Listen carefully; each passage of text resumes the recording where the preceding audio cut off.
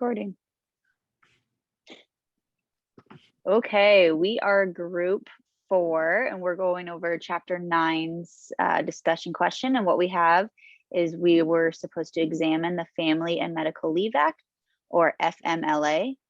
So our scenario was that your district has 2 teachers who are married and are expecting their first child together. The baby was normally delivered on April 27th. Discuss the number of days that both parents qualify for under FMLA. And then do they both qualify? Can they take them simultaneously? And then can the mother use hers followed by the father using his? So a little background on just what FMLA is. It's the Family and Medical Leave Act, and that was passed by Congress in 1993.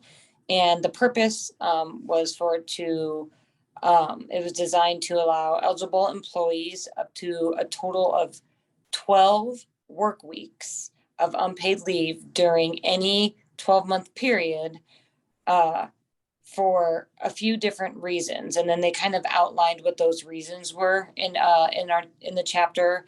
It could be birth and the care of the newborn child of the employee, placement with the employee of a son or daughter, if they were doing like adoption or foster care, caring for someone, an immediate family member who is sick and has a serious health condition.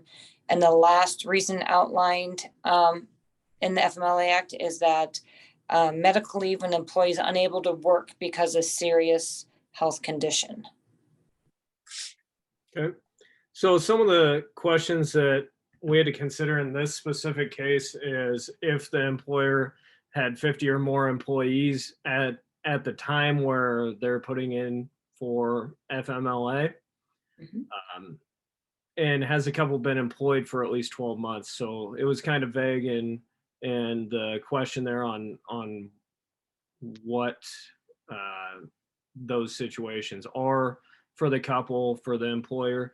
But if the employer had 50 or more employees and if the couple had been there for at least 12 months, then they both would qualify for a full 12 weeks of FMLA, which is just unpaid leave for them. Do they both qualify? We said yeah. And like I said, as long as they have 50 or more employees and 12 months, could they take the FMLA simultaneously? I think this is probably going to have to go back to some of the district policy, what they will allow. But in all reality, if there was no policy against it, FMLA covers eligible employees for up to 12 weeks. So during any 12-month period. So realistically, if there's no district policy saying that they couldn't take it simultaneously, then they should be eligible to do that. The same could be said for could the mother use hers followed by the father using his. If there's district policy that would not allow them to do that, then that's a possibility. But if there's not, FMLA is going to cover them for the full 12 weeks of unpaid leave if that's what they choose to do. Yeah, agreed. So I think they would be covered under FMLA unless there was something else outlined by the district in the handbook. Perfect. I think the only other thing we had kind of talked about was how when they use the end of April, that date, I think what they were kind of getting into is what happens when summer comes along and then, can father take it after mother? So that would just be saying, or I guess essentially they're asking, can the mother take hers in the end of spring and then summer, and then when fall rolls around, can dad still take that? And as long as that's okay with your district, we're assuming that yes, that would be okay.